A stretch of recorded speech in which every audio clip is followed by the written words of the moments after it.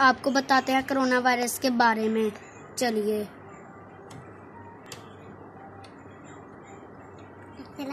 आपको पता नहीं है, सलाम नहीं लेते, बस दूर से ही सलाम करते हैं। आपको पता है बाहर कोरोना वायरस फैला हुआ है। अगर आपको किसी ज़रूरी काम से बाहर जाना तो मास्क लगा के जाइए और सैनिटाइज़र का ज़रूरी इस्तेमाल कीजिए।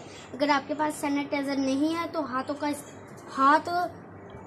पे हाथ धोएं। अगर आपके पास सैनिटाइज़र नहीं है तो आप मास्क लगा के जाएं और आके फौरन वज़ू करें, हाथ धोएं, ठीक है।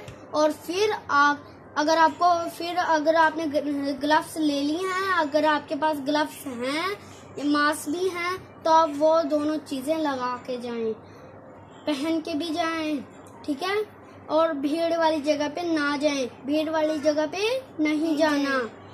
अगर भीड़ वाली आप जगह पे पहुंच गए हैं तो लोगों से दूर रहें हैं, तो 6% की दूरी पे खड़े रहें। और अगर आपका कोई रिश्तेदार मिलता है तो आप दूर से उसको सलाम कर दें और उसको भी समझाएं कि सलाम नहीं लेना, दूर से ही सलाम कर देना है और किसी के गले भी नहीं मिलना।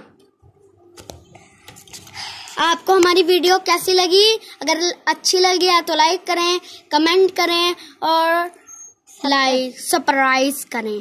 बाय। कैसे